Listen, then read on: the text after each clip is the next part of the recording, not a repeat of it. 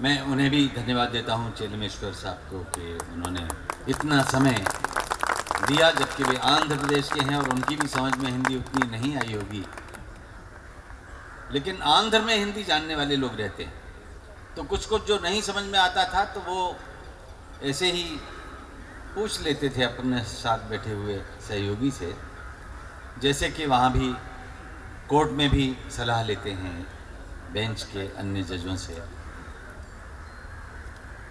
High court और supreme court के बीच जब संध्याकाल हो जाता है और आवाज़ें शांत हो जाती हैं वकीलों की, तब मुझे सुखद आश्चर्य है कि कौवे बोलते हैं और खूब खुल के बोलते हैं। जिनको यहाँ बोलने का मौका नहीं मिल पाता तो वो इस समय बोलते हैं। लेकिन एक बात है कि आपका और किसी शायर का ध्यान इस बात पे नहीं गया होगा, क्योंकि आपका ध्यान तो उस काँव काँव पे नहीं था। इस शब्द यज्ञ में बैठने पर जो आनंद आ रहा है उस पर थे। अब शायद जाने लगेगा क्योंकि मैंने आपको याद दिला दिया।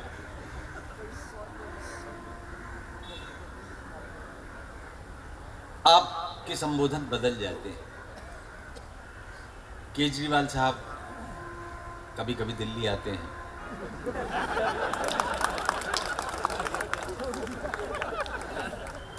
तो दिल्ली खांसती रहती है। फिर उन्हें जब लगता है कि दिल्ली खांस रही है तो वो बुलबुल की आवाज़ बन के आ जाती है, जैसे एक परिंदा भी कौओं से भिन्न ऊपर बोल रहा है। तुम भी जल थे हम भी जल थे। देखिए संबोधन कैसे बदल जाते हैं। उनका रेफरेंस आया तो मुझे अपनी ये बात याद आई। तुम भी जल थे हम भी जल थे, इतने घुले मिले थे कि एक दूसरे से जलते न थे। तुम भी जल थे हम भी जल थे। सचिव और अध्यक्ष दोनों आ गए हैं। स्थान आपने बना के रखा है, अच्छी बात। सूरी साहब, तुम भी जल थे हम भी जल थे, इतने घुले मिले थे कि एक दूसरे से जलते न थे।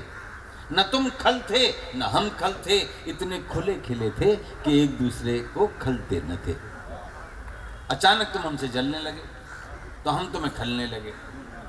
तुम जल से भाप हो गए, और कविता आपको अगली पंक्ति में मिलेगी, तुम जल से भाप हो गए और तुम से आप हो गए।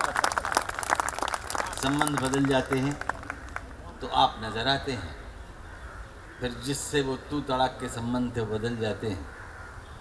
मैं एक ऐसा टुकड़ा जिसने भारतीय भाषाओं में कितनी ही बार अनुदित होके वो घूमा है। दरअसल एक कॉलम लिखता हूँ चौरे चंपू, उसमें एक चाचा है एक भतीजा है, और चाचा ब्रजभाषा में बात करता है और चंपू उसका उत्तर खड़ी बोली में देता है। तो एक बार चाचा ने पूछा कि चौरे चंपू जे मेट्रो रेल अगर मथुरा ताईं आए जाए तो वहाँ में अनाउंसमेंट कैसे होयो करेगा। यानी मेट्रो रेल अगर मथुरा तक आ जाए तो उसमें अनाउंसमेंट कैसे होगा। होली की मस्ती में सुनिए कि मथुरा तक अगर मेट्रो चली जाए तो भाभी जी अनाउंसमेंट कैसे होगा उसमें। राधे राधे, जे मथुरा मेट्रो है जहाँ में आप सबन को स्वागत है। अगलो स्टेशन धोली प्याऊ को है। दरवाजा उल्टे हाथ माऊ खुलेंगे, जिनको होली दरवाजे की बेणई या शंकर हलवाई को मीठो लेना हो यहीं पे फट सीना उतर जाए।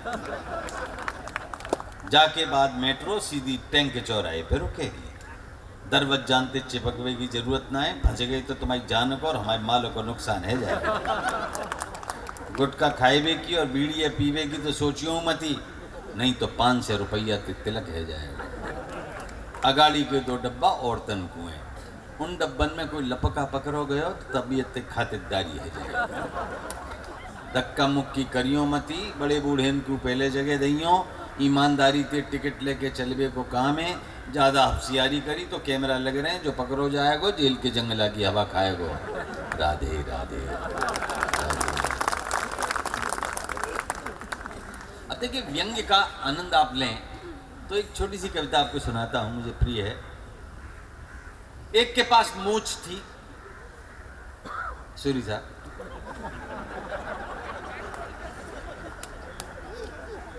अच्छी थी।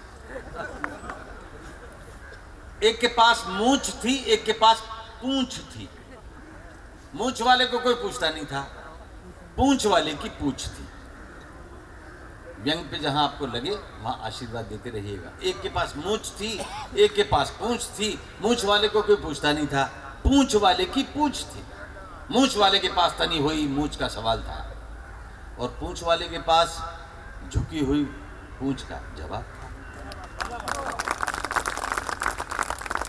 पूंछ के दो दिशाएं नहीं होती।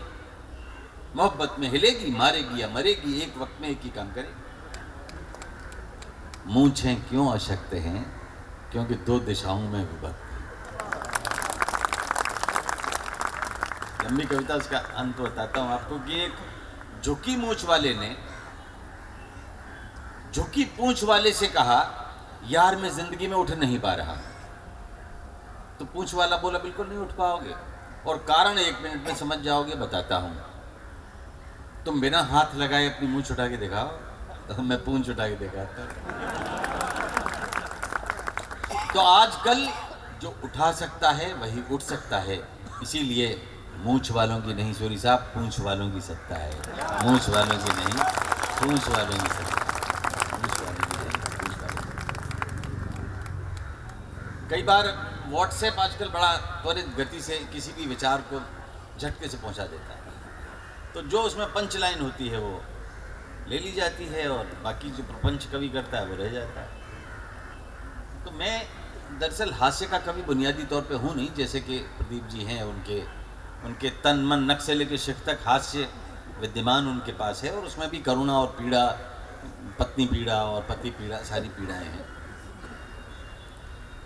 एक नटखट छात्र ने अध्यापक साथी को एसएमएस भेजा, सर फ्राई हो गया है भेजा, समंदर जितना सिलेबस है, नदी जितना पढ़ पाते हैं, बाल्टी जितना याद होता है, गिलास भर लिख पाते हैं, चुल्लू भर नंबर आते हैं, उसी में डूब के मर जाते हैं। समंदर जितना सिलेबस है, नदी जितना पढ़ पाते हैं, बाल्टी जितना याद होता है, गिलास भर लिख पाते हैं, चुल्लू भर नंबर आते हैं, उसी में डूब के मर जाते हैं। अध्यापक ने भी लिखा, मुझे तो तुम जैसा कोई चुल्लू में डूब कर मरता नहीं दिखा। गिलास भर नंबर के लिए हमारे आगे रिरियाते हो, बाल्टी भर बेशर्मी दिखाते हो, नदी भर अपमान को पी जाते हो, और बाहर निकलते ही समंदर भर ठहाके लगाते हो। उन्होंने भी एसएमएस कर दिया सेंड। फिर अध्यापक साथी से बोले, फ्रेंड ये चुल्लू वाला तो खैर हमें उल्लू बनाता है, लेकिन अफसोस उसका होता है जो डिप्रेशन में आके, अवसाद में आके प्राण गंवाता है। माता पिता करते हैं ज़रूरत से ज़्यादा उम्मीद, बच्चा हो जाता है व्यर्थ में शहीद। ऐसा तो हरगिज़ हरगिज़ हरगिज़ हरगिज़ हरगिज़ हरगिज़ हरगिज़ हरगिज़ न हो। दोस्तों, उस अध्यापक के समर्थन में तुम भी तो कुछ कहो, उसके समर्थन में तुम भी तो कुछ कहो। होली प्रेम का त्योहार है, और प्रेम में कोई गणित समीकरण नहीं चलता। 1 और 1 2 होता है सामान्य नर नारियों के लिए, 1 और 1 3 होता है व्यापारियों के लिए, 1 और 1 11 होता है आप जैसे सिद्ध हस्तों के लिए, लेकिन 1 और 1 सिर्फ 1 होता है इश्क परस्तों के लिए।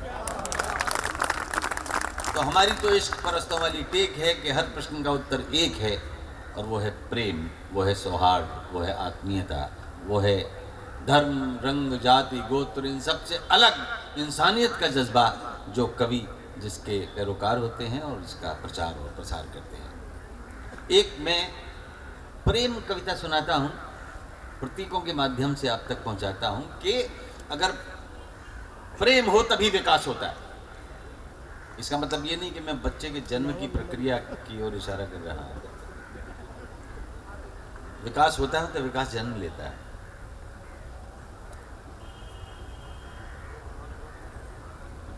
बादल से बोली बदली, सूरी साहब प्रेम की कहानी है। बादल से बोली बदली, ये उतावली नहीं भली, मुझे छोड़कर भागा जाता किस रास्ते अनजान गली। बादल बोला, ओ बदली मैंने राह नहीं बदली, तेज हवा ले जाए जिधर वो मेरी मंजिल अगली। बदली को आया गुस्सा, बादल को मारा खिस्सा, दुष्ट हवा कैसे लेगी मेरा हक मेरा हिस्सा, मुझको अपनी कहता है और संग हवा के बहता है। अरे वो तेरा कुछ भला करेगी, किस गफलत में रहता है। प्यासा मरुथल तरसेगा, तुझसे ही तो सरसेगा, अरे संग हवा के लगा रहा तो क्या सागर पे बरसेगा। मुझको अंग लगा ले तू, अपने संग मिला ले तू, हिला न पाएगा कोई भी, अपना वजन बढ़ा ले तू। तो बदली जी को जमा गई बात अकल की, थमा गई बाहें फैलाई बादल ने, बदली उसमें समा गई। अंतिम दृश्य है कि दोनों गए प्रेम में डूब, दोनों मिलकर बरसे खूब, फिर कुछ दिन के बाद दिखी मरुथल में हरियाली दूब। दोनों मिलकर बरसे खूब, दोनों गए प्रेम में। कवि कविता बनाता है, शब्द आते हैं, शब्दों के साथ अर्थ आते हैं, लेकिन पिछला कुछ जमाना ऐसा रहा कि बहुत सारे शब्द लाइन लगा के दूर तक खड़े थे और अर्थ बेचारे पेटीएम में पड़े थे। क्या लिखें, समर्थन करें तो परेशानी, निंदा करें तो परेशानी, आगे परिणाम क्या होंगे। सुखद सुनहरे भविष्य को देखते हुए शब्द आते हैं, अपनी बात कहते हैं, और यही जनतंत्र का गुण है कि जब जो मनोभाव आता है कवि आपको सुनाता है। एक शेर सुनाया हमारे राहत भाई ने, मौसम वैसा है इसलिए मैं भी एक प्रयोग करके देख लेता हूँ। एक टुकड़ा सुनाऊंगा, बात बनी तो ठीक है, नहीं तो कहीं और ट्रैक बदल के घूम के और अपने सदर मोहतरम तक पहुँच जाऊंगा। बच्चों के लिए लिखी जातक कथाएं हैं मैंने, नई नई जुड़ती रहती हैं उसमें, और खूब सुनाया है मैंने। हर बार सुनाता हूँ तो मुझे उतना ही मज़ा आता है जितना कि पहली बार सुनाने में आता है। एक नन्ना मेमना और उसकी माँ बकरी जा रहे थे जंगल में, राह थी संकरी। अचानक सामने से आ गया एक शेर, लेकिन अब तो हो चुकी थी बहुत देर, भागने का नहीं था कोई भी रास्ता, बकरी और मेमने की हालत खस्ता। उधर शेर के कदम धरती नापे, इधर ये दोनों थर थर कांपे। अब तो शेर आ गया एकदम सामने, बकरी लगी जैसे तैसे बच्चे को थामने, तो छिटक कर बोला बकरी का बच्चा, शेर अंकल क्या तुम हमें खा जाओगे एकदम कच्चा। शेर मुस्कुराया, उसने अपना भारी पंजा मेमने के सर पे फिराया, बोला हे बकरी कुल गौरव, आयुष्मान भव, चिरायु भव, दीर्घायु भव, कर कलरव, होत्सव, साबुत रहे तेरे सब अवयव। आशीष देता ये पशु पुंगव शेर, कि अब नहीं होगा कोई अंधेर। उछलो कूदो नाचो और जियो हंसते हंसते, अच्छा बकरी मैया नमस्ते। इतना कहकर शेर कर गया प्रस्थान। बकरी हैरान, बोली बेटा ताज्जुब है, भला ये शेर किसी पर रहम खाने वाला है? लगता है जंगल में चुनाव आने वाला है।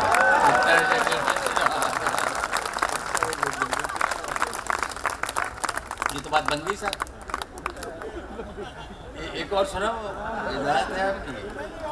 आदेश दीजिए तो मैं सुनाऊं। आदेश मुख से नहीं चाहता था, आदेश में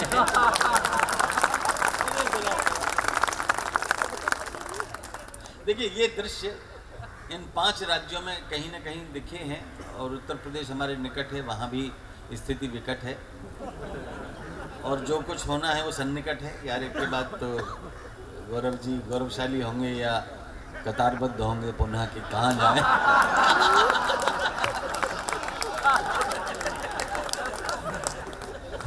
तो शेर ने कुएं में झांका, शेर ने कुएं में झांका, वहां पहले से बैठा था एक शेर बांका। ऊपर वाले शेर ने दहाड़ लगाई, प्रतिध्वनि नीचे से आई, मत समझना मुझे अपनी परछाई, बहुत देर पहले का आया हुआ हूं, तुम्हारी महत्वाकांक्षाओं का सताया हुआ हूं। बाहर निकलूंगा, दहाड़ूंगा और ऐंठ जाऊंगा। हाँ, 1 करोड़ रुपए के गुलाबी नोट दिलवा दोगे तो फिर से पानी में बैठ जाऊंगा। एक रोटी का बंटवारा कराने के लिए आई 2 बिल्ली, समझिए एक तमिलनाडु की थी तो नहीं होती चली, पश्चिम बंगाल की थी, आपके यहाँ भी वाली की तो क्या कहें। एक रोटी का बंटवारा कराने के लिए आई 2 बिल्ली, बंदर ने बिल्कुल नहीं उड़ाई उनकी खिल्ली, बड़ी गंभीरता से अपना झोला खोला और ठीक वैसी ही एक रोटी निकालते हुए बोला, किस बात की लड़ाई है? हैं? किस बात की लड़ाई है? दोनों एक एक साबुत रोटी खाओ ना, ऊपर से मलाई है। बिल्लियां हैरान दोनों के खड़े हो गए, चारों कान सोचे ही क्या गड़बड़ चल रहा है, लगता है जंगल में चुनाव आने वाला है। क्या जंगल में चुनाव आने वाला है? पास में बैठा हुआ दूसरा बंदर बोला, देखिए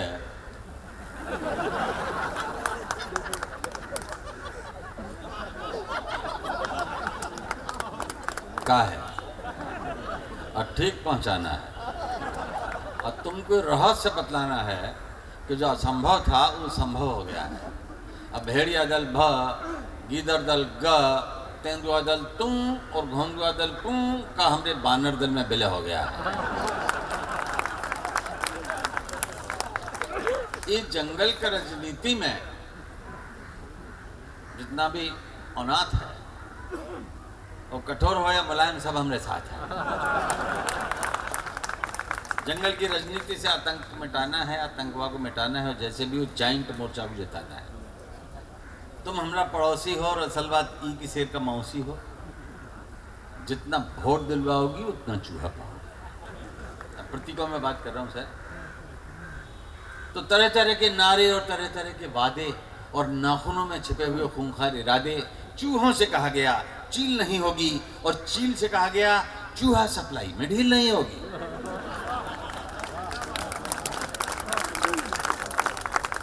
मधुमक्खियों से कहा गया भालुओं से तुम्हारा प्रोटेक्शन होगा और भालुओं से कहा गया सारे मधुमक्खी छत्तों पर आपका रिजर्वेशन होगा। हिरणों से कहा गया जंगल के जीवन में अहर्निश सवेरा होगा और हम जैसे उल्लुओं से कहा गया जी दिन में भी अंधेरा होगा। उधर झूमता हुआ उन्माद में शेर आया अपनी माद में, बोला ओ पूरा जंगल घेरनी, मेरी स्वीट हार्ट शेरनी, आई लव यू, इलू इलू। शेरनी बोली आई लव यू टू, इलू इलू, पर आज कुछ लग रहे हो ढीलू ढीलू। बोला ढीलू ढीलू तो एक विस्की पी लो। शेरनी बोली विस्की तो जरूर पिलाऊंगी, उसमें बर्फ और सोडा भी मिलाऊंगी, पर मुझे भी तो कुछ दिला दो, एक ताज़ा मुलायम सा खरगोश खिला दो। तो सिंघनी के कान में हुआ था फुसफुसाहट का सिंहनाद। अब देखिए फुसफुसाहट का सिंहनाद कैसा होता है। सिंघनी के कान में हुआ तब फुसफुसाहट का सिंहनाद, खरगोश तो खिलाऊंगा डार्लिंग और चुनावों के बाद, खरगोश तो खिलाऊंगा डार्लिंग पर चुनावों के बाद। तो छोटे छोटे जानवर चूहा खरगोश बिल्ली गिलहरी नहीं जानते कि कैसा भी गब्बर या बब्बर क्यों न हो, कैसा भी खूंखार भीम भयंकर क्यों न हो, ये सारे के सारे हिंस्र पशु आग से डरते हैं और कैसी भी स्थिति में आग का सामना नहीं करते हैं। जिस दिन भी जंगल की जनता में आग की चेतना वाली एक भी मशाल आ जाएगी, सच कहता हूँ उस दिन से जंगल की निजामत बदल जाएगी।